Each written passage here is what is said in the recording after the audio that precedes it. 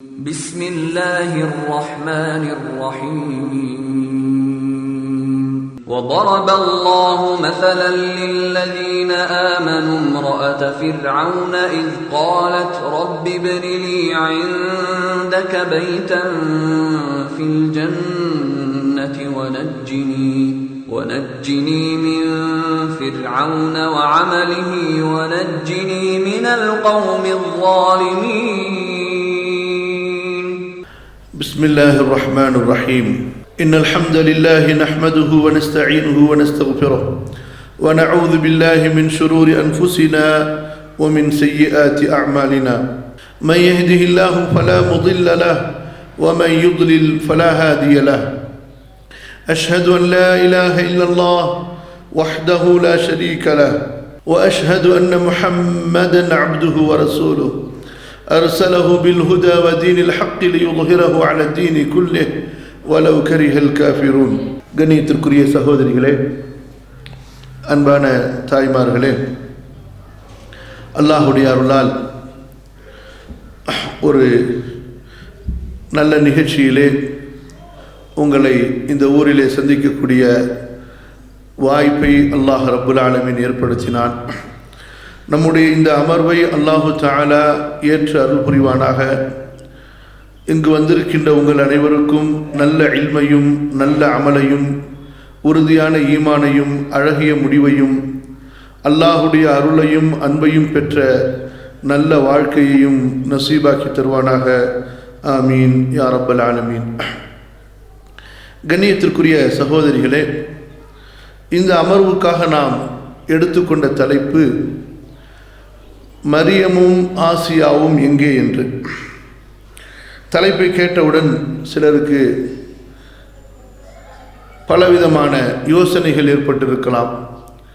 என்ன உம்மத்தில் யார் வீட்டிலையாவது மரியம் ஆசியா என்ற பொம்பளை பிள்ளைங்க எங்கேயாவது ஓடி போயிட்டாங்களா, காணா போயிட்டாங்களா, அதை இங்கே தேட போகிறாங்களா, அதை தேடி கிடைச்சா கண்டுபிடிச்சி கொடுத்தா பரிசு எதுவும் கொடுக்க போகிறாங்களா, அந்த மாதிரிலாம் யாராவது நினச்சிருக்கலாம். அன்பான சகோதரிகளே, இந்த மரியம் ஆசியா என்ற இந்த இரண்டு பெயர்களுக்கு பின்னால் ஒரு பெரிய வரலாறு இருக்கிறது. அந்த வரலாற்றுக்கு சொந்தக்காரர்களான அந்த பெண்மணிகள் அல்லாஹ் சுப்ஹானஹு வ தஆலாவால் ஆசீர்வதிக்கப்பட்ட, அல்லாஹுவால் புகழப்பட்ட பெண்மணிகள். அந்த பெண்மணிகளை அல்லாஹு தஆலா உங்களுக்கும் எனக்கும் உதாரணமாக சொல்கிறான். அந்த பெண்மணிகளை உங்களுக்கும் எனக்கும் அல்லாஹு தஆலா முன் உதாரணங்களாக சொல்கிறான்.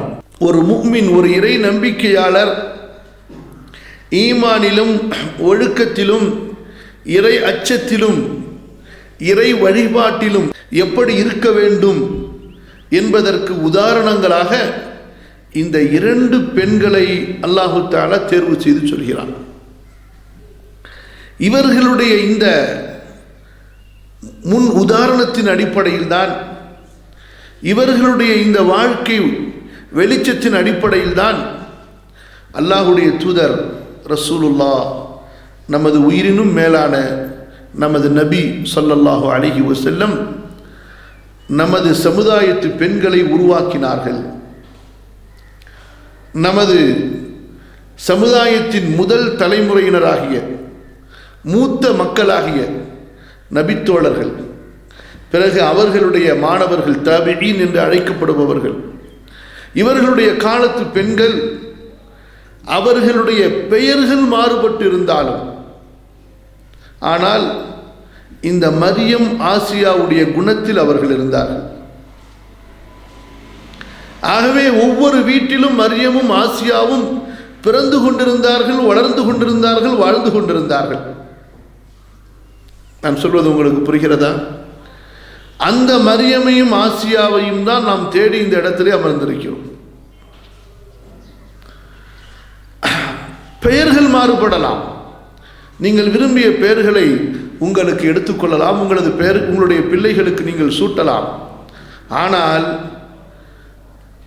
குணம், ஈமான், ஒழுக்கம், மார்க்கப்பற்று இறை அச்சம் யாரை போன்று இருக்க வேண்டும்? மரியமை போன்று இருக்க வேண்டும், ஆசியாவை போன்று இருக்க வேண்டும் அலைஹிமுஸ் ஸலாத்து வஸ்ஸலாம். அவள்தான் ஒரு முஸ்லிமான பெண்மணி, அவள்தான் ஒரு விசுவாசியான பெண்மணி, அவள்தான் இறை நம்பிக்கை உடையவள். அப்படிப்பட்ட பெண்களைத்தான் அல்லாஹு தஆலா இந்த சமுதாயத்தின் உயர்ந்த பெண்களாக தேர்வு செய்கிறான். அவர்களை அல்லாஹ் அங்கீகரிக்கிறான். அவர்களுடைய சந்ததிகளில்தான் இந்த சமுதாயத்தை சீர்திருத்தக்கூடிய நல்ல மக்களை அல்லாஹு தஆலா உருவாக்குகிறான். ஆகவே கண்ணியத்திற்குரியவர்களே, இன்று மரியம் ஆசியா எங்கே என்று சொன்னால், அவர்களை வானத்திலிருந்து நாம் கொண்டு வர முடியாது. அவர்கள் எங்கோ பூமியிலிருந்து முளைத்து விட மாட்டார்கள். அவர்கள் நீங்கள் தான், உங்களிலிருந்து தான் அவர்களை உருவாக்க வேண்டும், உருவாக வேண்டும். ஆகவே கண்ணியத்திற்குரியவர்களே, அந்த மரியம் ஆசியாவுடைய பின்னணி என்ன, அவர்களுடைய வரலாறு என்ன, படிப்பினை பாடத்தை சொல்கிறது என்பதை சுருக்கமாக இன்ஷா அல்லாஹ் ஒரு 40 நிமிடத்திற்குள் நாம் அறிந்து கொண்டு பிறகு ஏதாவது கேள்விகள் இருக்குமேயானால் அதற்குரிய பதில்களை இன்ஷா அல்லாஹ் பார்க்கலாம். முதலாவதாக, நாம் ஏன் மரியமுக்கு முக்கியத்துவம் கொடுக்க வேண்டும் என்று பார்க்கும்போது அதற்கு நிறைய குர்ஆனுடைய வசனங்களை ஓதலாம். குறிப்பாக சூரா அத்-தஹ்ரீம், சூரா அத்-தஹ்ரீம் 66வது அத்தியாயம், அதனுடைய 11, 12 இந்த 2 வசனங்கள் நீங்களும் நானும் எழுதி வைத்து மனப்பாடம் செய்து அதனுடைய அர்த்தத்தை, பொருளை, கருத்தை உணர்ந்து அதை நமது வாழ்க்கையிலே செயல்படுத்த வேண்டிய விஷயங்கள். இந்த 2 வசனங்களிலே அல்லாஹு தஆலா சொல்வதை பாருங்கள். وَضَرَبَ اللَّهُ مَثَلًا لِلَّذِينَ آمَنُوا. நம்பிக்கை கொண்ட மூமினானவர்களுக்கு அல்லாஹு தஆலா உதாரணத்தை விவரிக்கிறான். உதாரணத்தை யாரை சொல்கிறான் உதாரணமாக? முதலாவதாக இம்ரஅத் ஃபிர்அவுன், ஃபிர்அவுனுடைய மனைவியை உதாரணமாக அல்லாஹ் சொல்கிறான். அவர்களது பெயர்தான் ஆசியா பின்த் முஸாஹிம். ஆசியா பின்த் முஸாஹிம். அல்லாஹ்வுடைய தூதர் ஸல்லல்லாஹு அலைஹி வஸல்லம் அவர்கள் இந்த பெயரை குறிப்பிட்டுள்ளதை ஸஹீஹான ஹதீஸுகளில் நாம் பார்க்கிறோம். ஃபிர்அவுனுடைய மனைவியை அல்லாஹு தஆலா உதாரணமாக சொல்கிறான். குறிப்பாக இந்த கண்ணியத்திற்குரிய பெண்மணி, அல்லாஹ் அவர்களை பொருந்தி கொள்வானாக, அவர்களுடைய வரலாற்றின் வாழ்க்கையின் இறுதி பகுதியை இந்த இடத்திலே அல்லாஹ் சொல்கிறான். மூசா அலைஹிஸ்ஸலாம் பேழையிலே வைக்கப்பட்டு ஆற்றிலே மிதந்து வந்தபோது அவர்களை கண்டெடுத்தது, அவர்கள் மீது பிரியத்தை பொழிந்தது. ஃபிர்அவுன் கொல்ல நினைத்த போது கொல்ல வேண்டாம் என்று கூறியது, நாம் எடுத்துக்கொள்ளலாம், வளர்ப்பு குழந்தையாக ஆக்கிக் கொள்ளலாம் என்று ஆசைப்பட்டது, வளர்த்தது. இவற்றையெல்லாம் சூரா அல் கஸஸ் என்ற அந்த அத்தியாயத்தின் ஆரம்ப அந்த பகுதியிலே நீங்கள் விரிவாக படித்து தெரிந்து கொள்ள வேண்டும். இந்த இடத்திலே ஆசியாவுடைய வாழ்க்கையின் இறுதி கட்டத்தை நமக்கு உதாரணமாக அல்லாஹ் சொல்கிறான். கண்ணியத்திற்குரியவர்களே, சோதனையிலே ஒரு பெரிய சோதனை, ஒரு மனிதனை கொல்வதற்கு, கொலை செய்வதற்கு மக்களெல்லாம் ஒன்று கூடிவிட்டால் அப்போது அந்த மனிதன் சந்திக்கக்கூடிய சோதனை ஒரு பெரிய சோதனை. குற்றமே செய்யாமல், எந்த குற்றத்தையும் செய்யாமல், எந்த உயிரையும் கொல்லாமல் அப்பாவியான ஒரு மனிதனை அவன் அல்லாஹ்வை ஏற்றுக்கொண்டான், நம்பிக்கை கொண்டான் என்ற ஒரே காரணத்திற்காக அவன் கொல்லப்படுவானே. ஆனால் இது எவ்வளவு பெரிய அநியாயம், யோசித்து பாருங்கள். ஆசியா ஃபிர்அவுனுக்கு செய்ய வேண்டிய கடமைகளில் எந்த கடமையிலும் அவர்கள் குறைவு செய்துவிடவில்லை. ஃபிர்அவுனுக்கு செய்யக்கூடிய பணிவிடைகளில் எந்த பணிவிடையிலும் அவர்கள் குறைவு செய்துவிடவில்லை. ஆனால் ஆசியா அவர்கள் செய்தது என்ன?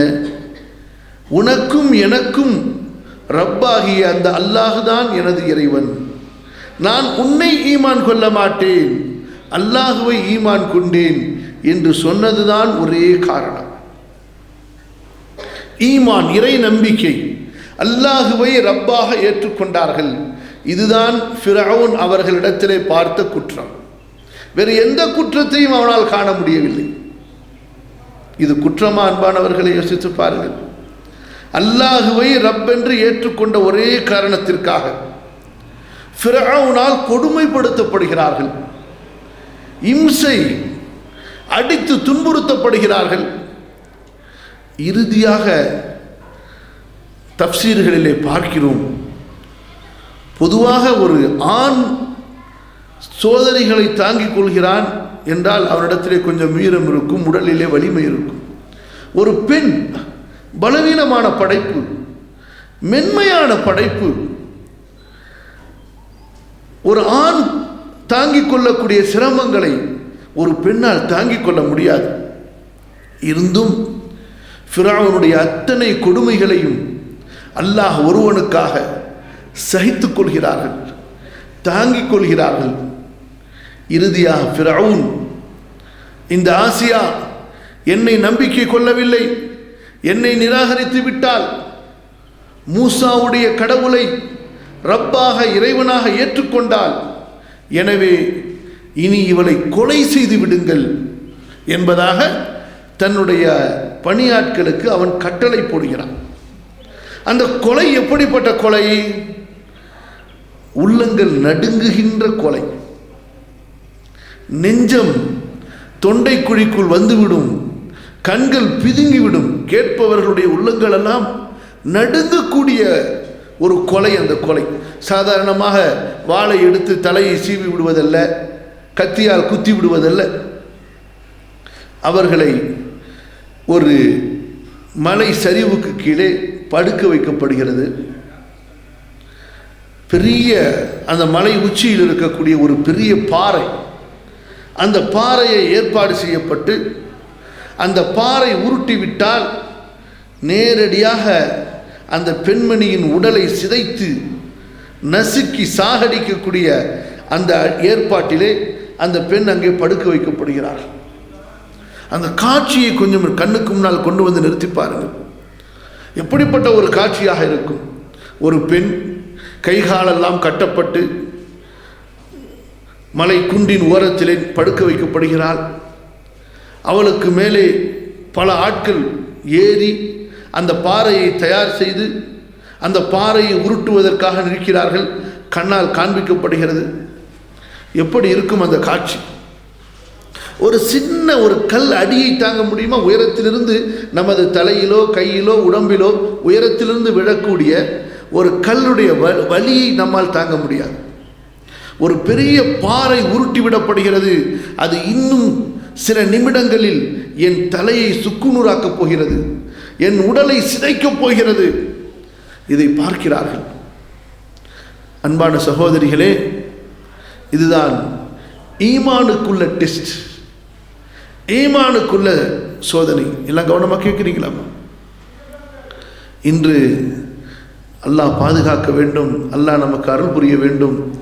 நாமெல்லாம் இப்படிப்பட்ட சோதனையில் ஒரு சின்ன அளவை சந்தித்தால் கூட நம்முடைய நிலைமை எப்படி இருக்குமோ அல்லாஹ் பாதுகாப்பானா. அல்லாஹ் அத்தகைய சோதனையிலிருந்து நம்மை பாதுகாப்பானா. உறுதியான ஈமானை நமக்கு நசீபாக்குவானா. இப்போது அந்த பெண்ணை படுக்க வைக்கப்பட்டு அந்த பெண்ணிடத்திலே, ஆசியாவிடத்திலே கேட்கப்படுகிறது, சொல், மூசாவின் கடவுளை நிராகரிக்கிறாயா? ஃபிரௌனை இறைவனாக ரப்பாக ஏற்றுக்கொண்டாயா என்று கேட்கப்படுகிறது. முதல் முறை கேட்கப்படுகிறது, நான் மூசாவுடைய இறைவனை ரப்பாக ஏற்றுக்கொண்டேன், ஃபிரௌனை நிராகரித்தேன். இரண்டாவது முறை, மூன்றாவது முறை எந்த விதமான சலனமும் இல்லை. உனக்கு கொடுக்கப்படக்கூடிய தண்டனையை பார், எந்த பயமும் இல்லை. அந்த நேரத்திலே என் அன்பு சகோதரிகளே, நம்முடைய கண்ணியத்திற்குரிய அந்த ஆசியா பின்த் முஸாஹிம் அவர்களது உள்ளமெல்லாம் எந்த தடுமாற்றத்திலும் இல்லை. எந்த பதஷ்டத்திலும் இல்லை, எந்த விதமான குழப்பத்திலும் இல்லை. பொதுவாக மனிதன் இப்படிப்பட்ட நிலையில் எப்படி குழப்பம் அடைவானோ அந்த குழப்பங்கள் எதுவும் அவர்களிடத்திலே இல்லை.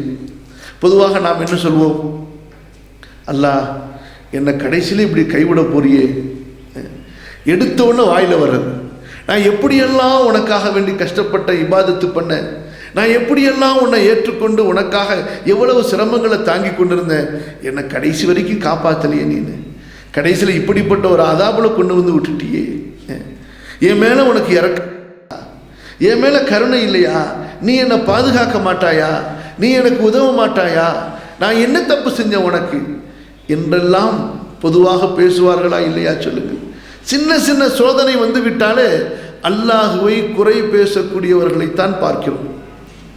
சின்ன சோதனை, ஒரு மௌத்தாக இருக்கட்டும் அல்லது உடல் சுகமில்லாத ஒரு நிலையாக இருக்கட்டும், சின்ன இழப்பாக இருக்கட்டும், எப்படியோ சின்னது பெரியது எதுவாக இருந்தாலும் இன்று பலவீனமான ஈமானுடைய நமது சமுதாயத்தில் உள்ள ஆண்கள் பெண்களின் நிலை என்ன? அல்லாஹுவை குறை சொல்வது. யா அல்லாஹ், நான் உனக்கு என்ன தப்பு பண்ண, நீ எனக்கு இப்படி துரோகம் பண்ணியே. அஸ்தக்ஃபிருல்லாஹ் அல்-அஸீம். யாரிடத்திலே சொல்கிறார்கள்? அல்லாஹ்விடத்திலே சொல்கிறார்கள். அல்லாஹ் அநியாயக்காரன் இல்லை என்று தெளிவுபடுத்தி சொல்கிறான். அல்லாஹ் அநியாயம் செய்ய மாட்டான். அந்த ரப்பை பார்த்து சொல்கிறார்கள், யா அல்லாஹ், நான் உனக்கு என்ன தப்பு பண்ண, நான் உனக்கு என்ன குறை செஞ்ச, நீ இப்படி எனக்கு துரோகம் பண்ணிட்டியே, என்னை கைவிட்டுட்டியே, என்னை இப்படி சோதிச்சிட்டியே, நான் என்ன தப்பு பண்ண என்பதாக தான் செய்த நன்மைகளை அல்லாஹ்விடத்திலே சொல்லி காட்டி, அல்லாஹ்வுக்கு சொல்லி காட்டி, அல்லாஹ் செய்த நன்மைகளை எல்லாம் மறந்துவிட்டு அல்லாஹுவை துரோகம் செய்தவனாக, நன்றி கெட்டவனாக, அநியாயம் செய்தவனாக சொல்லக்கூடிய பலரைத்தான் இன்று சமுதாயத்திலே நாம் பார்க்கிறோம்.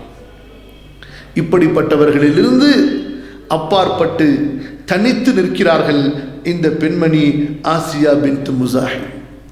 கொஞ்சம் கற்பனை பண்ணி பாருங்க, இந்த காட்சி எப்படிப்பட்ட ஒரு காட்சியாக இருக்கும், எவ்வளவு சோதனையாக இருக்கும். அவங்க விரும்பி இருந்தா அல்லாஹ்வுக்கு அவங்களிடத்திலே உள்ள அந்த நெருக்கத்திலே அவர்கள் சொல்லி இருக்கலாம், யா அல்லாஹ், என்னை நீ காப்பாற்று, என்னை நீ கைவிட்டு விடாதே, இப்படியாவது துஆ கேட்டிருக்கலாம் இல்லையா? சொல்லுங்க. யா அல்லாஹ், நான் ஒரு இக்கட்டான நிலையிலே மாட்டிக்கொண்டு விட்டேன், உன்னை நான் வணங்கினேன், உனக்கு வழிபட்டேன், உன்னை ஈமான் கொண்டேன், ஃபிரௌனை நிராகரித்தேன், எனக்கு இந்த நேரத்திலே கண்டிப்பாக நீ உதவி செய்தாக வேண்டும், நீ என்னை காப்பாற்றியாக வேண்டும், அப்படியெல்லாம் துஆ கேட்டிருக்கலாம் இல்லையா? ஆனால் அப்படியும் அவர்கள் துஆ கேட்கவில்லை. அல்லாஹ் இந்த சோதனையில் என்னை அவன் தள்ளி இருக்கிறானா, இந்த சோதனையை கொண்டு எனது ஈமானை அல்லாஹ் சோதித்து பார்க்க விரும்புகிறானா, விரும்பட்டும். என்ன முடிவுக்கு வந்தார்கள்? நான் இப்படி கொடூரமாக கொல்லப்படுவது இது என்னுடைய ஈமானுக்கு சோதனையா என்றால், இந்த சோதனையில் நான் பொறுமையாக இருப்பேன், அந்த பொறுமையை எனது ரப்பு பார்த்து மகிழ்ச்சி அடையட்டும். அவர்களது ஈமான் அவர்களுக்கு எதை சொன்னது? இந்த உலக வாழ்க்கை அற்ப உலக வாழ்க்கை, இது எப்படியோ ஒரு நாள் மரணம், எப்படியோ ஒரு நாள் மரணம். ஏன் அந்த மரணம் அல்லாஹ்வுக்காக இருக்கக்கூடாது?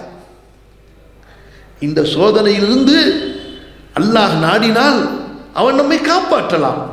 துஆ கேட்டால் அல்லாஹ் என்னை தப்பிக்க வைக்கலாம். ஏதாவது வழியை கொண்டு அல்லாஹ் எனது உயிரை காப்பாற்றலாம். என்னை இங்கிருந்து அல்லாஹ் ரப்புல் ஆலமீன் பாதுகாத்து வேறு இடத்திற்கு கொண்டு சென்று விடலாம். அப்படியெல்லாம் கொண்டு சென்றால் பிறகு எனக்கு மரணம் வரும்போது அது படுக்கையின் மரணமாக, சாதாரண மரணமாக இருக்கும். அது ஒரு ஷஹாதத்தாக அமையுமா? யோசித்து பாருங்கள். ஒரு வீர மரணமாக, அல்லாஹ்வுக்காக அல்லாஹ் கொடுத்த இந்த உயிரை ரப்பு அல்லாஹ் என்று சொன்னதால் நான் கொல்லப்பட்டேன் என்ற நிலைக்கு வருவார்களா? அதை நினைத்து பார்த்தார்கள் ஆசியா. இப்படிப்பட்ட ஒரு கொடூரமான ஒரு மரணத்தை அவர்கள் தாங்குவதற்கு தயாரானார்கள். இதற்கு முன்னால் எத்தனையோ வலிகளை, இம்சைகளை, வேதனைகளை தாங்கிக் கொண்டிருந்த அந்த ஆசியாவிற்கு இதனுடைய முடிவாகிய மரணம் அது எப்படி வந்தால் என்ன? மரணம் எப்படி வந்தால் என்ன? பாறாங்கல்லால் தூக்கி எறியப்பட்டு கொல்லப்பட்டால் என்ன? வாளால் கொல்லப்பட்டால் என்ன? கத்தியால் தலை சீவப்பட்டால் என்ன? எப்படியோ மரணம் அல்லாஹ்வுக்காக வருகிறது, நான் அதை தாங்க தயார். சோதனை அல்லாஹ்வுக்காக நான் தாங்க தயார். அன்பானவர்களே, ஏன் இவர்கள் இதற்கு முன்பு பெரும் பெரும் சோதனைகளை தங்களது கண்களால் பார்த்திருக்கிறார்கள். ஃபிரௌனுக்கு முன்னால் சூனியம் செய்து ஃபிரௌனிடத்திலே சன்மானங்களை பெறலாம் என்று வந்த அந்த சூனியக்காரர்கள் இறுதியிலே சுஜூதிலே விழுந்து ஆமன்னா பிரப்பில் ஆலமீன் ரப்பி மூசா வ ஹாரூன், அகிலங்களின் இறைவனை நம்பிக்கை கொண்டோம், மூசா ஹாரூனுடைய இறைவனை நம்பிக்கை கொண்டோம் என்று அந்த சூனியக்காரர்கள் கூறிய போது ஃபிரௌன் எச்சரிக்கை செய்தான். நீங்களெல்லாம் சேர்ந்து சதி செய்து விட்டீர்களா? உங்களை மாறுகால் வெட்டுவேன், உங்களை கழுமரத்திலே ஏற்றி உங்களை தொங்க வைப்பேன், சாவடிப்பேன் என்று மிரட்டினான். ஆனால் அந்த சூனியக்காரர்களில் ஈமானை ஏற்றுக்கொண்ட அந்த சூனியக்காரர்கள் ஒருவர் கூட திரும்ப மதம் மாறி செல்லவில்லை.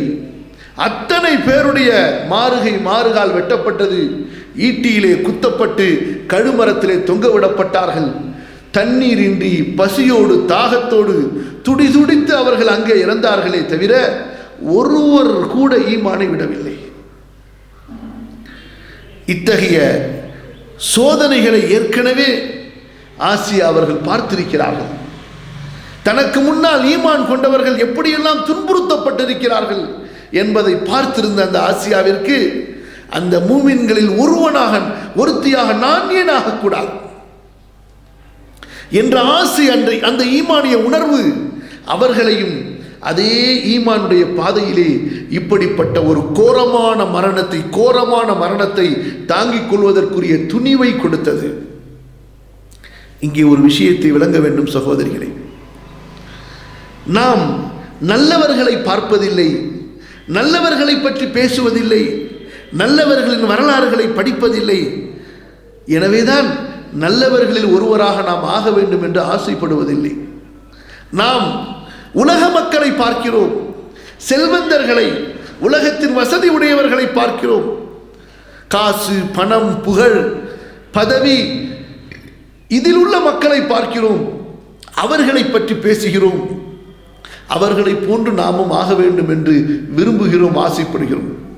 இதுதான் நமது முன்னோர்களுக்கும் நமக்கும் இடையில் உள்ள வித்தியாசம். புரிகிறதா உங்களுக்கு? அவர்கள் நல்லவர்களை பார்த்தார்கள், நல்லவர்களை பற்றி பேசினார்கள், நல்லவர்களை போன்று தாங்கள் ஆக வேண்டும், மாற வேண்டும் என்று ஆசைப்பட்டார்கள். அல்லாஹ் ரப்புல் ஆலமீன் அதற்கேற்ப அவர்களை மாற்றினான். ஏனென்றால் நீங்கள் எப்படி விரும்புகிறீர்களோ கண்டிப்பாக அல்லாஹ் உங்களை அப்படி ஆக்குவான். முதலிலே உங்களது உள்ளத்திலே என்ன இருக்கிறது என்பதை நீங்கள் சோதிக்க வேண்டும். யா அல்லாஹ், என்னை ஒரு மூமினாக, ஒரு சாலிஹான, உனக்கு பொருத்தமான ஒரு நல்ல அடியாளாக என்னை ஆக்கு, அதுதான் எனது விருப்பம். அல்லாஹ், என்னை நீ தேர்ந்தெடுத்துக்கொள், உனது நல்லடியார்களை தேர்ந்தெடுத்தது போன்று என்னை நீ தேர்ந்தெடுத்துக்கொள் என்று நீங்கள் துஆ செய்தால், கேட்டால் கண்டிப்பாக அல்லாஹ் உங்களை அப்படி ஆக்குவான். அதுபோன்று நீங்கள் உலகத்தை அல்லாஹ்விடத்திலே கேட்டால், அல்லாஹ் நாடினால் உலகத்தை அல்லாஹ் உங்களுக்கு கொடுப்பான். ஆனால் மறுமை கிடைக்காது. இங்கேதான் ஆசியாவுடைய இந்த நிலையை பார்க்கிறோம்.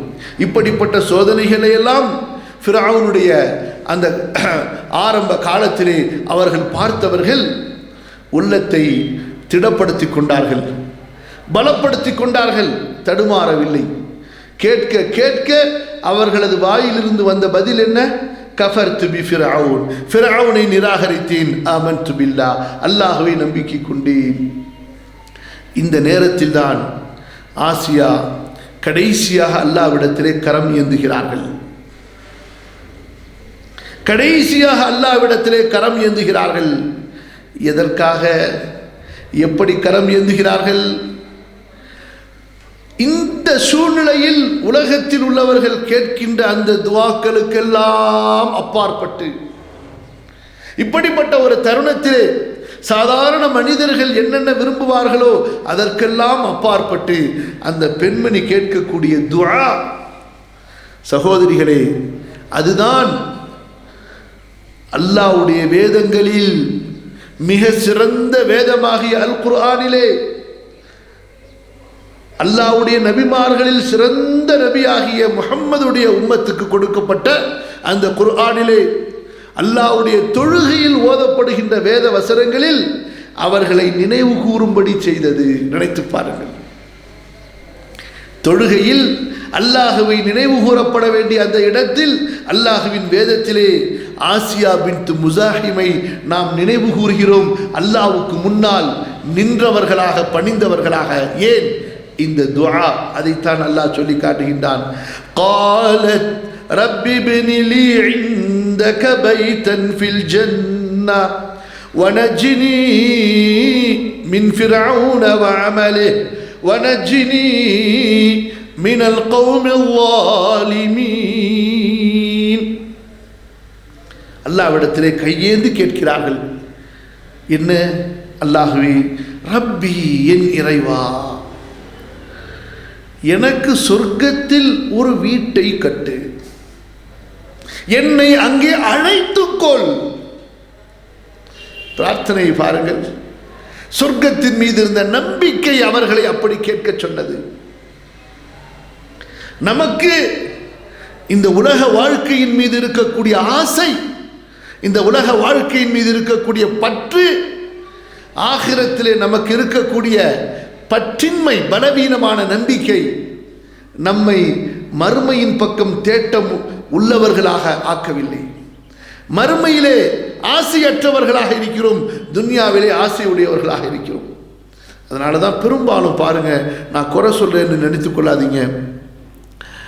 ஏதோ அரபியில் கேட்க தெரிஞ்சதை பல பேர் கேட்பாங்க, அதுக்கு பிறகு தமிழில் அவங்களுடைய தாய்மொழியில் துவா கேட்க ஆரம்பிச்சா அதிகமாக கேட்கக்கூடிய துவா எது? இந்த துன்யாவை பற்றி தான்.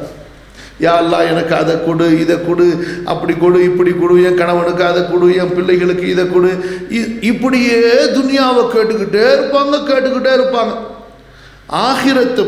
ஆகிரத்தை பற்றி கேட்பதற்கு அவர்களுக்கு தெரியவே தெரியாது.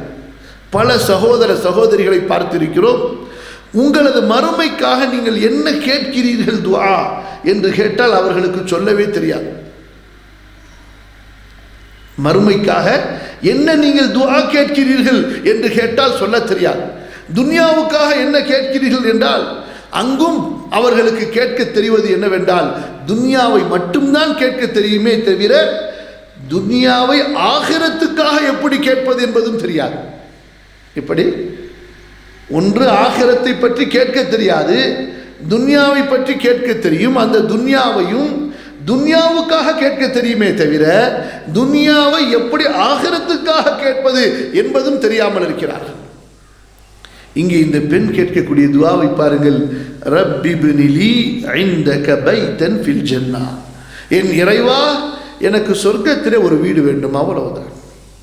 அந்த ஒரு வீட்டுக்காக இந்த துன்யாவின் அத்தனை சோதனைகளையும் சிரமங்களையும் துன்பங்களையும் இன்னல்களையும் நான் தாங்கிக் கொள்ள தயார். ஏன்? சொர்க்கத்தில் சென்றால்தான் அந்த ரஹ்மானை பார்க்க முடியும், இல்லையா? யுத்கிலு மன் யஷாஉ ஃபீ ரஹ்மதி, சொர்க்கம் அல்லாஹ்வுடைய ரஹ்மத்துடைய இல்லம்.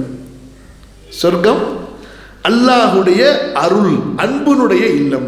அங்கே சென்றால்தான் அவன் மூமின்களுக்கு தனது திருமுகத்தை காட்டுவான். அல்லாஹ், நான் அங்கே உன்னை பார்க்க வேண்டும், எனக்கு அங்கே ஒரு இடம் வேண்டும், அந்த இடத்தை எனக்கு கொடு. மற்றபடி இந்த வேதனைகளை பற்றியெல்லாம் எனக்கு கவலை இல்லை.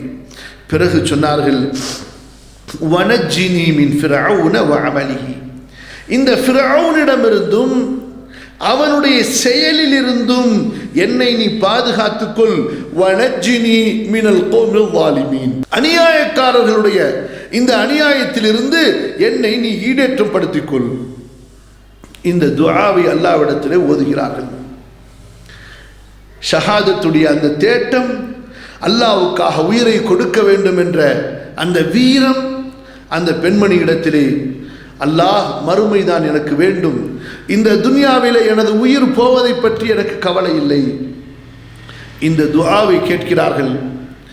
அங்கிருந்து மேலே பாறையை உருட்டுகிறார்கள்.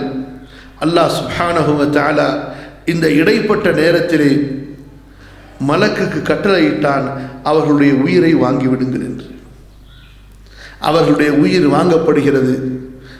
அந்த இறந்து போன அந்த மேனியின் மீதுதான் அந்த பாறை வந்து விழுகிறது. அல்லாஹ் அவர்களை பாதுகாத்தார்.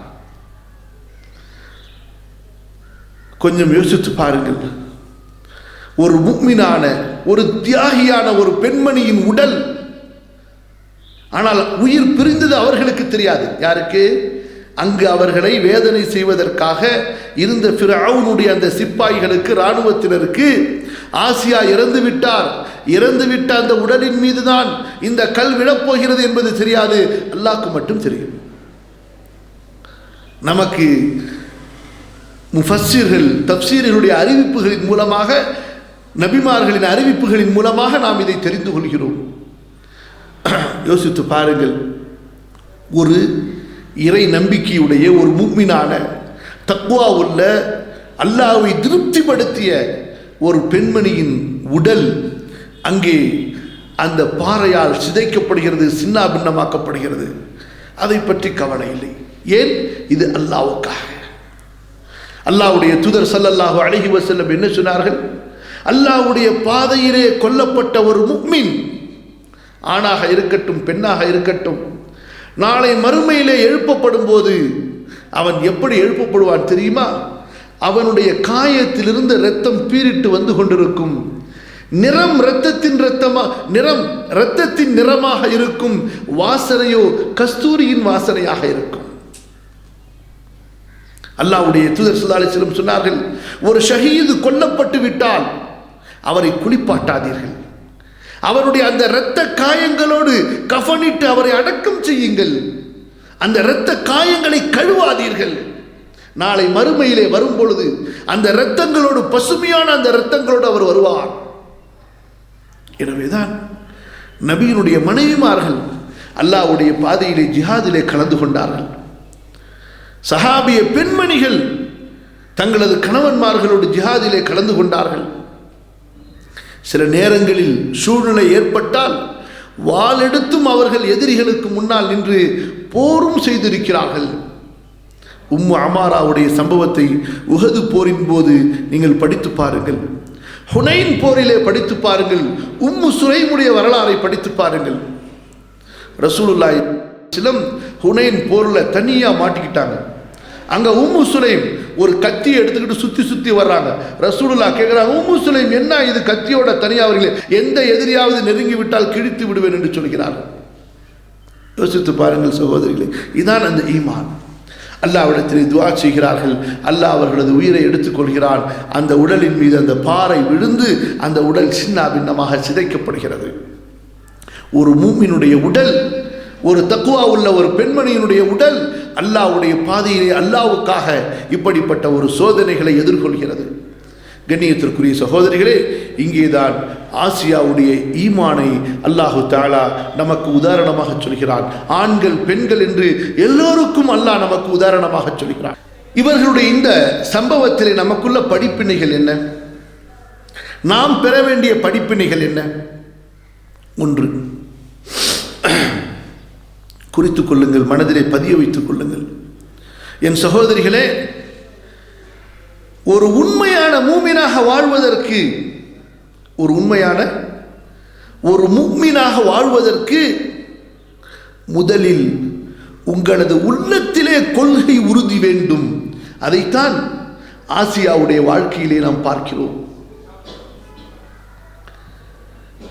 இன்று நமது சகோதரிகள் பலருடைய நிலைமை எப்படி தெரியுமா?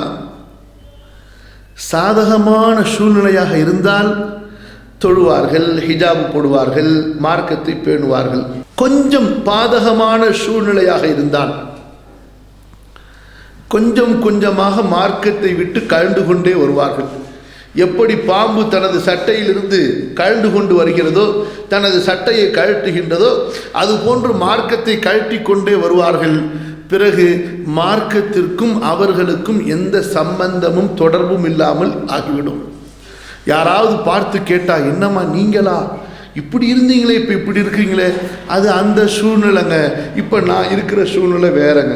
சூழ்நிலைக்கு ஏற்ப மார்க்கத்தை மாற்றுவது, சந்தர்ப்பத்திற்கு ஏற்ப மார்க்கத்தை மாற்றுவது. பல இடங்களில் நான் சொல்லியிருக்கிறேன். சில ஊரில் சில பெண்கள் தங்களது கிராமத்தில் இருந்தால் ஹிஜாபு போடுவார்கள், சிட்டி நகரத்திற்கு வந்துவிட்டால் ஹிஜாபை கழட்டி விடுவார்கள். நல்லவர்களுக்கு மத்தியில் இருந்தால் நல்லவர்களை போன்று தொழுவார்கள், வைப்பார்கள், பல காரியங்களை செய்வார்கள். வேறு மக்களோடு சேர்ந்து விட்டால் அவர்களை போன்று சினிமாவுக்கு செல்வது, பாட்டு கேட்பது, இது போன்ற துன்யாவுடைய ஹராமான காரியங்களில் ஈடுபடுவார்கள். எங்கு இருக்கிறார்களோ அதற்கு ஏற்ப. கேட்டால் சூழ்நிலை அப்படி என்று சொல்வார்கள். அதற்கு என்ன பொருள்? அவர்களுடைய உள்ளத்திலே ஈமான் இன்னும் உறுதியாக நிலை பெறவில்லை. இங்கே யோசித்து பாருங்கள், ஆசியா அவர்களுக்கு இருந்த ஒரு கொடூரமான சூழ்நிலையை விட ஒரு முஸ்லிமான பெண்மணி இந்த உலகத்திலே சந்தித்து விட முடியுமா? எதிரிகளிலேயே பெரிய எதிரியாக யார் இருந்தான்? ஃபிரௌன் இருந்தான். இஸ்லாம் என்றால் பிடிக்காது, ஈமான் என்றால் பிடிக்காது, அல்லாஹ் என்றால் அறவே பிடிக்காது. யாராவது அல்லாஹ்வை ஏற்றுக்கொண்டேன் என்று சொன்னால் அவர்களை மட்டுமல்ல சந்ததிகளையே கொன்று விடுவான். அப்படிப்பட்ட வெறி பிடித்த காஃபிர் அவன். அவனுடைய வீட்டுக்குள் இருந்து கொண்டு அவர்கள் மார்க்கத்தை பேணினார்கள், இபாதத்தை பேணினார்கள், அல்லாஹ்வுடைய கடமைகளை செய்தார்கள் என்றால் இவர்களுடைய வாழ்க்கையிலிருந்து நாம் பெறக்கூடிய படிப்பினை என்ன? அல்லாஹ்வை வணங்குவதற்கு உங்களது உள்ளத்தினுடைய கொள்கை ஈமானின் உறுதி தேவையே தவிர சூழ்நிலைகள் அல்ல. சூழ்நிலைகளுக்கு ஒரு பங்கு இருக்கிறது, அதை நாம் மறுக்கவில்லை. ஆனால் ஒரு உண்மையான ஒரு முஃமினான பெண், ஈமான் யாருடைய உள்ளத்திலே ஊறிவிட்டதோ, குடிகொண்டு விட்டதோ, யாருடைய உள்ளத்திலே ஈமான் ஆழமாக பதிந்து விட்டதோ, அந்த பெண் எந்த சூழ்நிலையில் இருந்தாலும் ஈமானை விடமாட்டாள். இறுதியாக தனது உயிரே போனாலும் உயிரை மாய்த்துக் கொள்வாளை தவிர ஈமானை மாய்க்க மாட்டாள். இதைத்தான் இதே ஆசியாவின் அடிச்சுவற்றிலே வந்த சுமையாவின் வரலாறுகளை நாம் பார்க்கிறோம், இல்லையா? ஆண் சஹாபாக்கள் அடி வாங்குகிறார்கள், துன்புறுத்தப்படுகிறார்கள். அதற்கு நிகராக இந்த சுமையாவும் அடிக்கப்படுகிறாள், துன்புறுத்தப்படுகிறாள், வேதனை செய்யப்படுகிறாள். சாதாரண வேதனையா? ஒட்டுமொத்த சமுதாயமே சேர்ந்து சாட்டையால் அடிக்கிறது, கல்லால் அடிக்கிறது, தடியால் அடிக்கிறது, சுடு மணலிலே கிடத்தப்படுகிறார், பாறைகள் நெஞ்சிலே சுமத்தப்படுகிறது. எல்லா நேரத்திலும் அல்லாஹு அஹத், அல்லாஹு அஹத், அஹத் அஹத் என்ற வார்த்தை, ரப்பி அல்லாஹ், ரப்பி அல்லாஹ், ஆமன்து பில்லாஹ் என்ற வார்த்தை. இறுதியாக அபூஜஹல் எப்படி நடந்து கொண்டான், சுமையாவுடைய உயிர் எப்படி பிரிந்தது, நீங்கள் அறிந்த சம்பவம். இங்கே அவர்கள் உயிரை கொடுத்தார்கள், ஈமானை விட்டு கொடுத்தார்களா? ரசூலுல்லாஹ்வை ஒரு தடவை ஏசிவிடு, உன்னை விட்டு விடுகிறேன் என்று சொன்னான் அபூஜஹல். யாரை? ரசூலுல்லாஹ்வை ஒரு முறை ஏசிவிடு, அல்லாஹ்வை ஏசிவிடு, அல்லது உனது மார்க்கத்தை ஏசிவிடு, உன்னை விட்டு விடுகிறேன் என்று சொன்னார்கள். ஆனால் இவர்களது பதிலோ ஆமன்து பில்லாஹ் லா இலாஹ இல்லல்லாஹ் அல்லாஹு அஹத். இப்படிப்பட்ட பெண்கள் தான் அன்பிற்குரியவர்களே இன்று நமது முஸ்லிம் சமுதாயத்தை காப்பதற்கு, முஸ்லிம் சமுதாயத்தை உருவாக்குவதற்கு தேவை. இதைத்தான் அல்லாஹ் சொல்லி காட்டுகின்றான். இரண்டாவது படிப்பினை இந்த ஆசியா பின்த் முஸாஹிமுடைய இந்த சுருக்கமான வரலாற்றிலிருந்து நீங்கள் எதை இழக்கப் போகிறீர்கள் என்பதை முடிவு செய்யுங்கள். நீங்கள் எதை இழக்கப் போகிறீர்கள், எதற்காக இழக்கப் போகிறீர்கள், எதற்காக இழக்கப் போகிறீர்கள், அதை தெளிவாக முடிவு செய்து கொள்ளுங்கள். அதற்கு பிறகு எதை இழக்க வேண்டும், எதை இழக்கக்கூடாது என்று நீங்கள் தெரிந்து கொள்ளுங்கள். நான் சொல்வது புரிகிறதா? கொஞ்சம் விவரமாக சொல்கிறேன். நமக்கு முன்னால் இரண்டு இருக்கிறது, ஒன்று துன்யா, இன்னொன்று ஆகிரத். ஒன்று துன்யா, இன்னொன்று ஆகிரத்.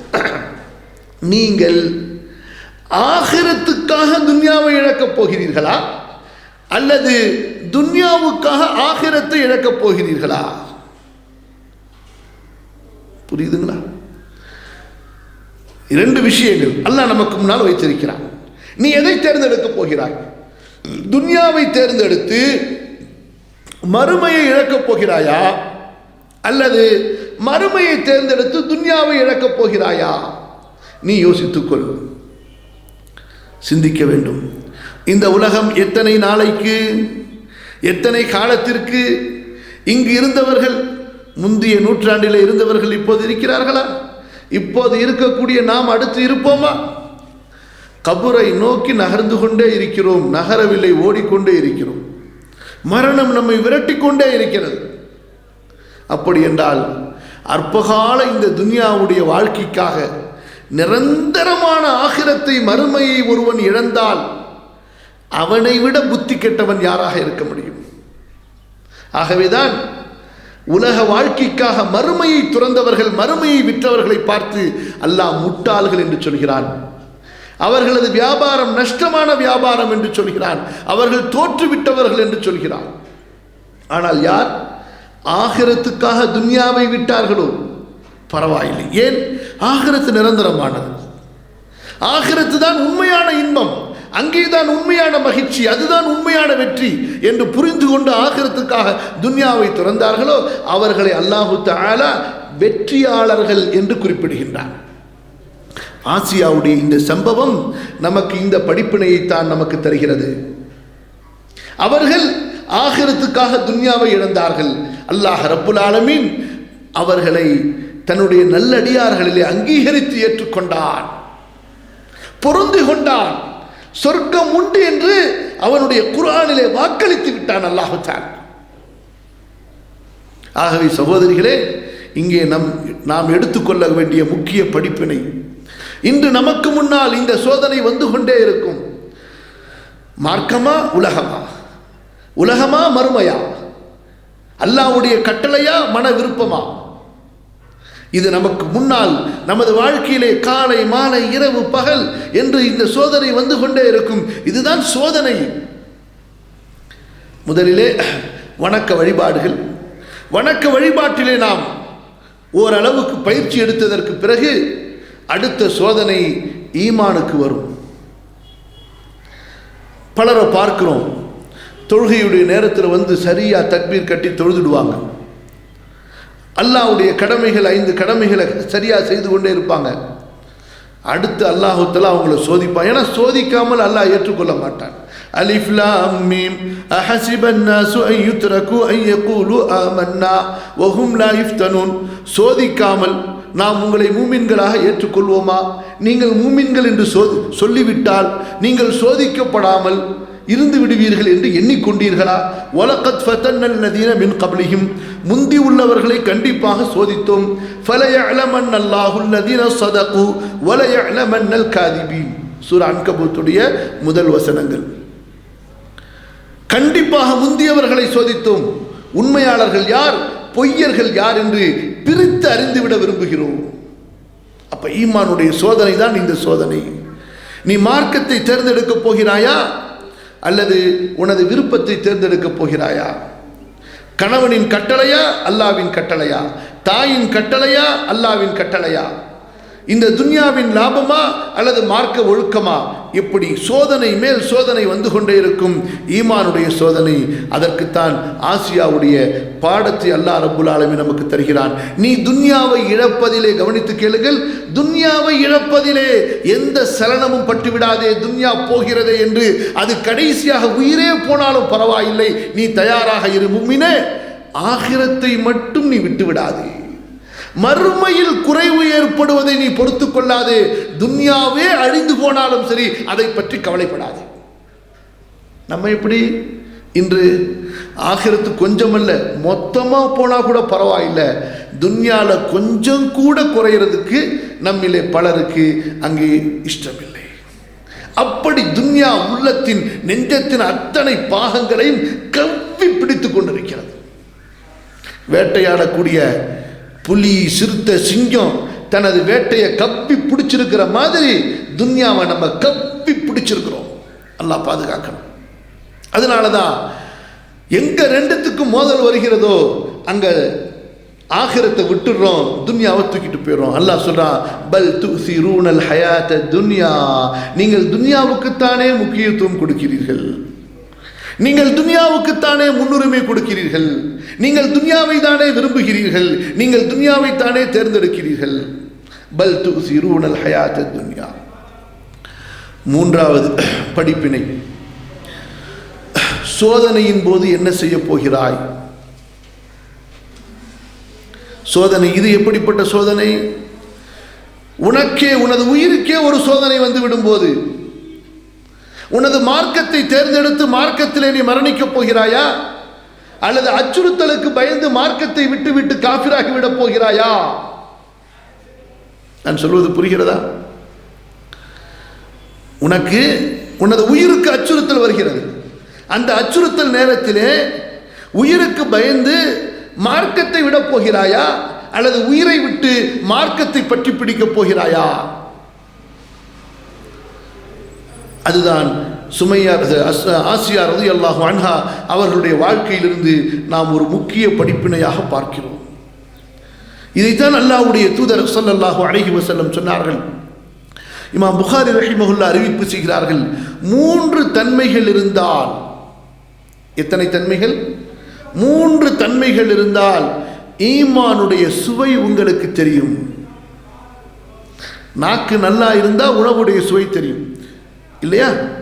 ஏதாச்சும் ஒன்றை சாப்பிட்டோம்னா அதில் உப்பு இருக்கா இல்லையா, கூட இருக்குதா இல்லையான்னு சொல்கிறோமா இல்லையா?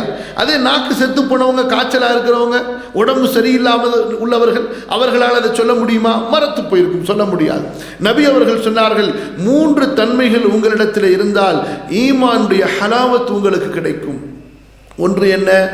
அல்லாஹ்வும் அல்லாஹ்வுடைய ரசூலும் உங்களுக்கு மிக விருப்பமானவர்களாக இருக்க வேண்டும், உலகத்தில் உள்ள மற்ற அனைவரையும் விட. எப்படி?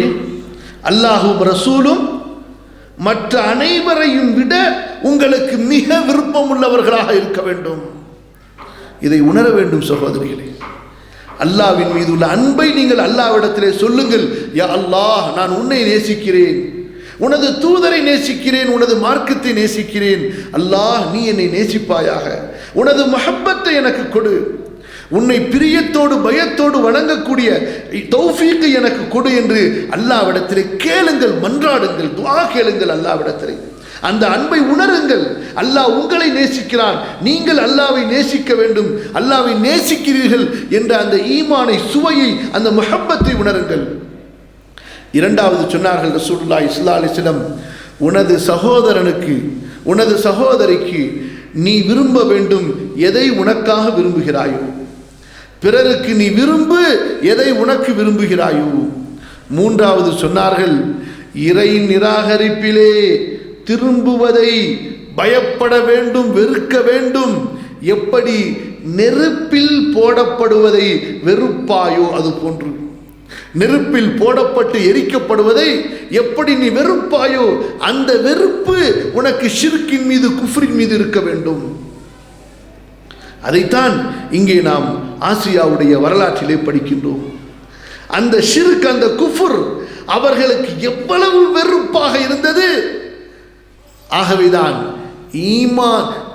ஈமானை விடமாட்டேன், எனது உயிரே போனாலும் சரி ஷிர்க்கு குஃப்ரிற்கு நான் திரும்ப மாட்டேன் என்ற உறுதியிலே அவர்கள் இருந்தார்கள். அடுத்து நான்காவது அன்பு சகோதரிகளே, ஆசியா ரலியல்லாஹு அன்ஹா அவர்கள் சொர்க்கத்தை புரிந்து வைத்திருந்தார்கள், அல்லாஹ்வுடைய அன்பை, நெருக்கத்தை புரிந்து வைத்திருந்தார்கள். ஆகவே அந்த சொர்க்கத்திற்காக, அல்லாஹ்வுடைய அந்த அன்புக்காக நான் எனது உயிரை கொடுத்தால் அல்லாஹ் எனக்கு மறுமையிலே சொர்க்கத்தில் கொடுக்கக்கூடிய அந்த அந்தஸ்து, அந்த கண்ணியம் எனக்கு மிக மேலானது என்பதை புரிந்து வைத்திருந்தார்கள். இன்று நம்முடைய குறைபாடு, பலவீனம் என்ன? நமக்கு சொர்க்கம் என்றாலே என்னவென்று தெரியாது. ஏதோ சும்மா சொர்க்கம், அந்த ஊட்டியில் இருக்க எங்கேயோ தோட்டம் மாதிரி நினச்சி வச்சுக்கிட்டு இருக்கிறோம். எப்படிங்க? மழை பெய்யாட்டி காஞ்சி போயிடும், சீசனுக்கு மட்டும்தான் மலர் இருக்கும், பராமரிப்பு செய்யப்பட்டால் நல்லா இருக்கும், இல்லைன்னா நல்லா இருக்காது. அப்படி அங்கே சொர்க்கம் இந்த 1 கிலோமீட்டர், 1/2 கிலோமீட்டரில் ஏக்கர் கணக்கில் உள்ளதாங்க சொர்க்கம்.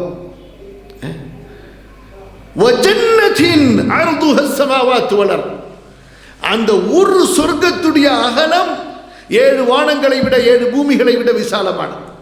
எவ்வளவு? ஒரு சொர்க்கத்துடைய அகலம். அப்படிப்பட்ட 10 சொர்க்கங்களை அல்லாஹு தஆலா கடைசி தரஜாவுடைய ஒரு மூமின்களுக்கு அல்லாஹ் கொடுப்பான். யோசித்து பாருங்கள். இன்று நமக்கு சொர்க்கம் என்றால் என்னவென்றே தெரியவில்லை. எத்தனை பேருக்கு தெரியும்? கொஞ்சம் சொல்லுங்க பார்க்கலாம். உதாரணமா ஒருத்தங்க கேட்குறாங்க, நான் இப்போ கேட்கல உங்கள்கிட்ட, சொர்க்கத்தை பற்றி சொல்லக்கூடிய ஒரு குர்ஆன் ஆயத்தை சொல்லுங்கன்னு சொன்னால் நம்ம மனப்பாடம் செஞ்சு வச்சிருக்கிறோமா? சொர்க்கத்துடைய வர்ணனைகளை அல்லாஹு தஆலா அல் குர்ஆன்ல எப்படியெல்லாம் வர்ணிக்கிறான் சொல்லுங்கள். எவ்வளவு அழகாக படைத்த இறைவன் வர்ணிக்கின்றான். இதா ரஐதஹும் ஸம்ம ரஐத நஈமன் வ முல்கன் கபீரா. எவ்வளவு வர்ணனைகளை சொர்க்கத்தை பற்றி சொல்லிக் கொண்டே இருக்கிறான். அங்கே உள்ள ஆறுகளை பற்றி சொல்கிறான், அங்கே உள்ள பழங்களை பற்றி அல்லாஹ் சொல்கிறான், பறவைகளின் கரிகளை பற்றி அல்லாஹ் சொல்கிறான், நமக்கு பணிவிடை செய்வதற்காக சுற்றி வரக்கூடிய அந்த சிறுவர்களை பற்றி அல்லாஹ் சொல்கிறான், மாட மாளிகைகளை பற்றி அல்லாஹ் சொல்கிறான். உலாயிக யுஜஸவுனல் குர்ஃபத பிமா ஸபரு வ யுலக்கவுன ஃபீஹா தஹிய்யதன் வ ஸலாமா. உங்களுக்கு சலாம் சொல்வதற்காக ஜிப்ரஈலும் மீகாயிலும் இஸ்ராஃபிலும் வருவார்கள். யார்? அவர்களுடைய தலைமையிலே மலக்குகள் வந்து உங்களை சந்தித்து சலாம் சொல்லிவிட்டு கை கொடுத்து விட்டு செல்வார்கள். எவ்வளவு பெரிய அந்தஸ்து பாருங்கள். மலக்குகள் வருவார்கள்.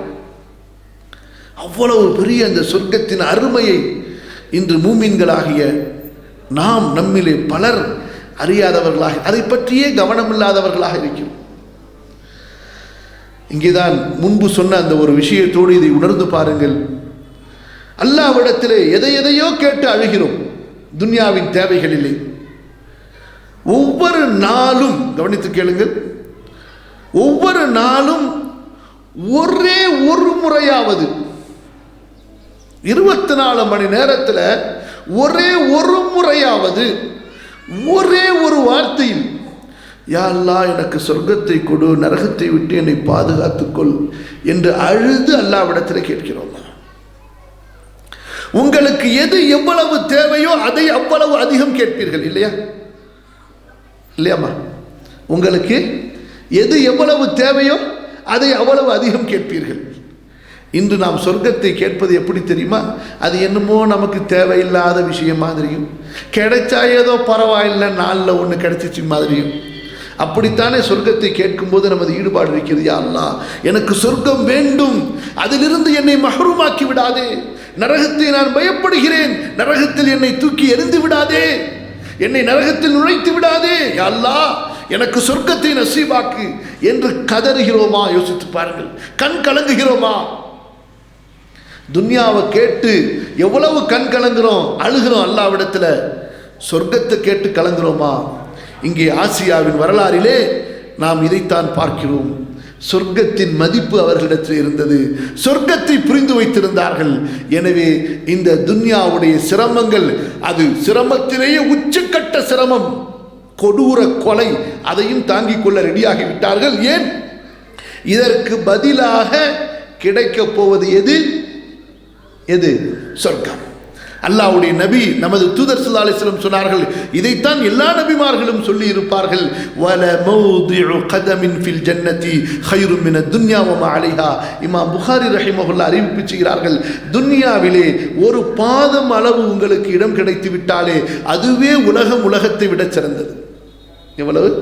துன்யாவிலே ஜஸ்ட் ஒரு ஸ்கொயர் ஃபீட் இடம் உங்களுக்கு கிடைத்து விடுவது உலகத்தை விட சிறந்தது என்று.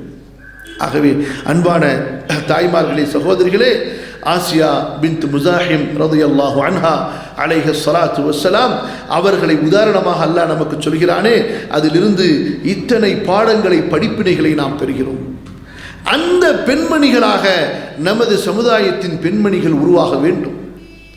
பெயர் எது வேண்டுமானாலும் இருக்கலாம்,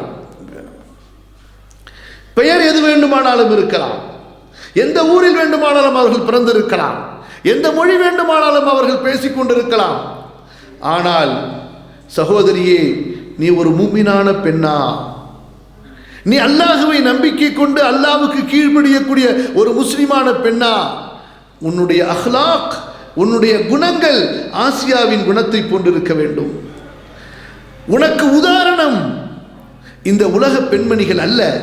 உனக்கு உதாரணமாக அல்லாஹ் சொல்வது ஆசியா பின்த் முஸாஹிமை அல்லாஹ் சொல்கிறான். ஃபிரௌனுடைய மனைவி ஆசியாவை அல்லாஹ் உதாரணமாக சொல்கிறான். நீ அவளை பார், அவர் இன்னும் எப்படி வாழ்ந்தார், சோதனையின் போது எதை தேர்ந்தெடுத்தார், எப்படி நம்பிக்கை கொண்டிருந்தார், அவர் எதற்காக எதை துறந்தார், எதற்காக எதை விட்டுக் கொடுத்தார், யார் மீது அன்பு வைத்திருந்தார்கள் என்று நீ அவரை முன் உதாரணமாக ஆக்கி, அவரை உனது வாழ்க்கைக்கு வழிகாட்டியாக ஆக்கி நீ உனது பயணத்தை தொடங்கு.